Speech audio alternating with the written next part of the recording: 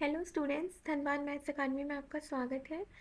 मैं आज लेक्चर 5 के साथ आई हूँ।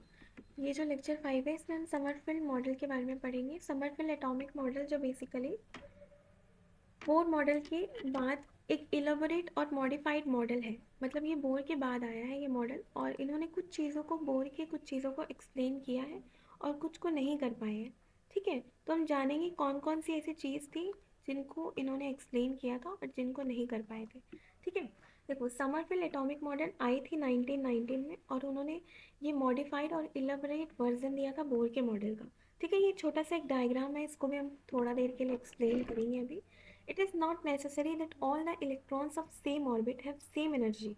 The energies of some electron of same orbit may be different from the energies of other electron. ये बात आपको समझ में नहीं आई होगी, बट अभी आपको समझाती हूँ कि ज़रूरी नहीं हो कि कोई भी जो इलेक्ट्रॉन है, ठीक है, कोई भी इलेक्ट्रॉन है उसकी जो जिस ऑर्बिट पर वो है, जैसे ये यहाँ पे फिगर देखते हैं हम, ये देखिए यहाँ पे फिगर देखते हैं, ये जो इलेक्ट्रॉन है आपका यहाँ पे है। ठीक है, यहाँ पे जो इलेक्ट्रॉन है सेम ऑर्बिट पर, ज़रूरी नहीं है कि सेम एनर्जी होगा। ठीक है, यहाँ पे और भी छोटे छोटे ऑर्बिट्स होंगे, सब ऑर्बिट होंगे, तो वहाँ पे इलेक्ट्रॉन अगर लाई कर रहे हैं तो उनकी एनर्जी कम ज़्यादा हो सकती है। ठीक है, तो वो कह रहा है कि सेम ऑर्बिट पे होने पे भी, जैसे ये इलेक्ट्रॉन भी यहाँ है, ये इलेक्ट्रॉन भी इसी ऑर्बिट का पार्ट है, लेकिन देखो ये अलग अलग जगह पे लाई कर रहा है। अभी इसको समझेंगे, तो जिसकी वजह से ये दोनों ऑर्बिट की एनर्जी में थोड़ा सा डिफरेंस आपको दिख रहा है। ठीक है, ये एक्सप्लेन करना चाह रही है। एक्चुअल में समरफील्ड मॉडल ने एक्सप्लेन क्या किया, समझिए आप इस बात को। तो main energy level are divided into sub energy levels, यानी इनका कहने का ये मकसद था कि एक एनर्जी लेवल है वो और भी छोटे छोटे एनर्जी लेवल्स में डिवाइडेड है। ठीक है, it is not necessary that all the electrons, ठीक है, all the electrons of the same orbit rotate on the same circular path, rather some of them can move on elliptical path। इसका मतलब समझिए, इसका मतलब ये है कि ज़रूरी नहीं है कि सारे जो इलेक्ट्रॉन्स हैं वो एक ही सर्कुलर पाथ पे मूव करें, वो इलेप्टिकल पाथ पे भी मूव कर सकते हैं। और समरफील्ड एटॉमिक मॉडल का ये मेन थ्योरी था, इनका मेन बेस यही था कि सर्कुलर ऑर्बिट जैसे आप बना रहे थे ना, इतने दिनों से हम पढ़ रहे थे ऐसे ऑर्बिट, तो ये ऐसा भी हो सकता है जैसे कि आपका अर्थ का शेप है। ठीक है, तो ये इनके कहने का ये मतलब था, और इन्होंने इन चीज़ को अपने फॉर्मूले से प्रूव भी किया है। आप आगे बात करते हैं कि जैसे nucleus of an atom is at one of the two foci, ठीक है, फोकाई ऑफ इलेप्टिकल ऑर्बिट। जैसे देखो ये आपको डायग्राम इसलिए लिया है मैंने कि देखो ये एक इलेप्टिकल ऑर्बिट है। ठीक है, ये वाला जो है ये एक इलेप्टिकल ऑर्बिट है आपका, ये देखो जिस पे मैं डार्क करते जा रही हूँ। ठीक है, ये आपका इलिप्टिकल ऑर्बिट है ना, और ये भी इलिप्टिकल है। देखो ये सर्कल तो नहीं है, सर्कल ये थोड़ा सा वाइडर है। मतलब ये दोनों का देखो, इसका फोकस यहाँ कहीं होगा और इसका यहाँ पे है, तो यानी इन दोनों इलिप्टिकल में से कोई एक इलिप्टिकल, टोटल 3 इलिप्टिकल है, देखो ये वाला भी है, तो टोटल 3 इलिप्टिकल में से कोई भी एक इलिप्टिकल का फोकस लिया गया और वो इस वाले का लिया गया है। ठीक है, हम डायग्राम को मतलब खराब नहीं करेंगे, डायग्राम को साफ कर देते हैं। ध्यान से देखो, तो एक सर्कल है, सर्कल पे मैं बस सर्कल पे मार्क कर रही हूँ।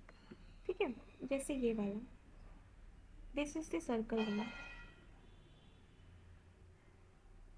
बाकी 3 क्या है, इलिप्टिकल है। तो इन तीनों में से एक का आपको क्या लिया गया है, न्यूक्लियस लिया गया है। ठीक है, नेक्स्ट पे बात करते हैं कि the value of angular momentum of an electron moving in a circular orbit पर, अगर कोई इलेक्ट्रॉन मूव करता है तो ये आपने ऑलरेडी पढ़ा है कि उसका फॉर्मूला क्या होता है, NH/2 पाई। ये बिल्कुल रट लेना चाहिए। n का मतलब होता है होल नंबर, 1 हो सकता है, 2 हो सकता है, 3 होता है।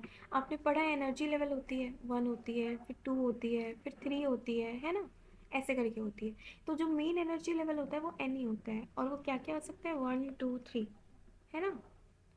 नंबर ऑफ ऑर्बिट, जैसे ये होता है पहला ऑर्बिट, ये क्या बोलते हैं, 1 को क्या कहते हैं, ग्राउंड लेवल। 2 को क्या कहते हैं, first excited state of an electron.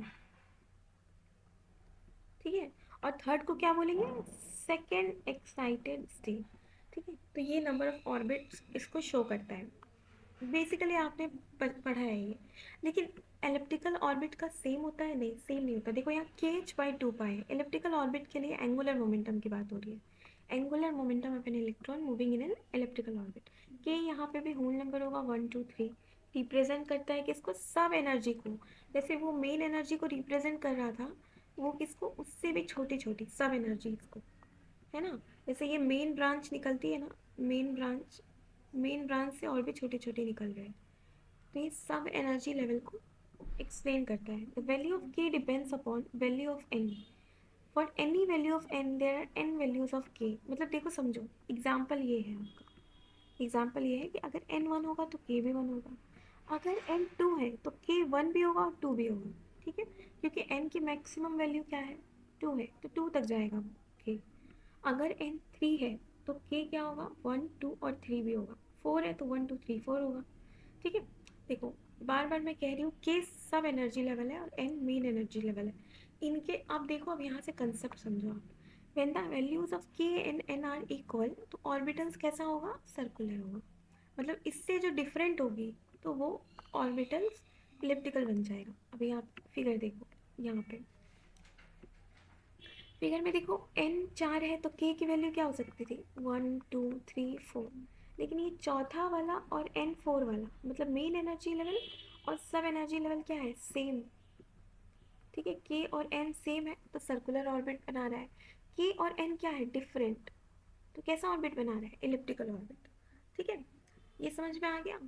और ये देखो, ये सब एनर्जी लेवल, और यहाँ पे देखो एन एन तो दोनों का फोर है।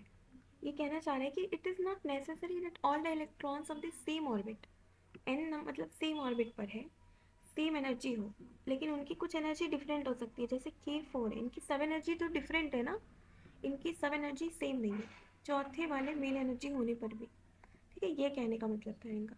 अब देखो ये क्या कह रहा है कि सर्कुलर होगा तो long length of long axis बराबर लेंथ ऑफ शॉर्ट एक्सिस। देखो आप जब भी सर्कल बनाते हो बच्चों, तो वो क्या होता है? ऐसे करके बनाते हो सर्कल, है ना। तो जब सर्कल आप बनाते हो तो इसमें देखो रेडियस यहाँ भी सेम होगा, यहाँ भी सेम होगा, यहाँ भी सेम होगा, यहाँ भी सेम होगा, हर जगह सेम होता है।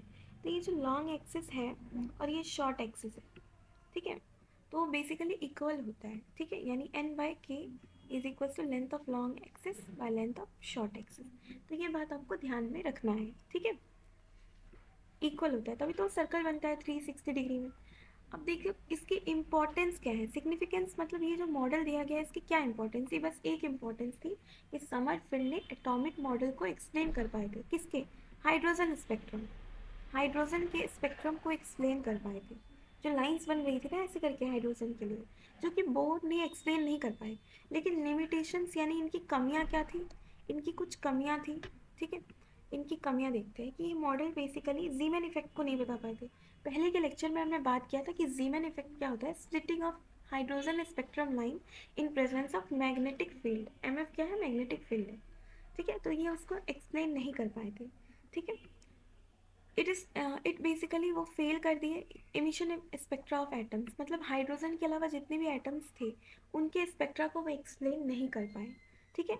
ऐसा बोर के साथ भी हुआ था, ठीक है। इलेक्ट्रॉन्स, वो तो हाइड्रोजन एटम को भी, स्पेक्ट्रम को भी एक्सप्लेन नहीं कर पाए थे सही से, बट इन्होंने थोड़ा बहुत किया। Electrons have been considered as a particle. यहाँ पे क्या था? इलेक्ट्रॉन को पार्टिकल ही समझा जा रहा था। आप मुझे बताइए, आपने डुअल नेचर पढ़ा है इलेक्ट्रॉन का, उसमें इलेक्ट्रॉन का कैसा नेचर है? वेव, और कैसा नेचर है? पार्टिकल, पार्टिकल नेचर है। तो इलेक्ट्रॉन का दो नेचर, तो जब ये डिस्कवरी हुई थी डुअल नेचर की डिस्कवरी के बाद, ये जो मॉडल था समरफील्ड का ये फॉल्टी हो गया। इट कौन? इट मतलब समरफील्ड, समरफील्ड का मॉडल फेल हो गया। फिर आपने ये भी पढ़ा है कि हेजनबर्ग अनसर्टेनिटी प्रिंसिपल, ये बताता है कि delta x into delta P H by four pi, ये आपने पढ़ा, ठीक है। तो आपको पता है कि ये जो डेल्टा एक्स है और डेल्टा पी है, ये क्या है? मतलब आप पोजीशन को, और इससे क्या है? मास इंटू वी, वेलोसिटी को एक साथ नहीं बता सकते हैं, है ना, कि इलेक्ट्रॉन की वेलोसिटी को एक साथ नहीं, क्योंकि पोजीशन ही फिक्स नहीं है, अनसर्टेन है पोजीशन। वेलोसिटी क्या है? अनसर्टेन है, क्यों अनसर्टेन है, ये पहले की क्लास में, आप पहले के लेक्चर पे जाइए। अनसर्टेनिटी हेजनबर्ग, यहाँ पे मैं एक्सप्लेन नहीं कर सकती पूरा का पूरा, बट आप उसको देखिए, आपको बहुत अच्छे से समझ में आएगा, ठीक है। स्पीड ऑफ इलेक्ट्रॉन और प्लेस ऑफ इलेक्ट्रॉन पूरी की पूरी तरह से यहाँ फिक्स थी, किन के मॉडल में, समरफील्ड के मॉडल में। समरफील्ड के मॉडल में ये पूरी की पूरी तरह से फिक्स है, ठीक है। लेकिन हेजनबर्ग के अकॉर्डिंग ये अनसर्टेन है, मतलब अनसर्टेन का मतलब होता है नॉट फिक्स्ड, ठीक है। इसीलिए ये मॉडल क्या निकली, फाइनली ये मॉडल फॉल्टी निकली। तो आई होप आपको आज की क्लास पसंद आई होगी। Thank you.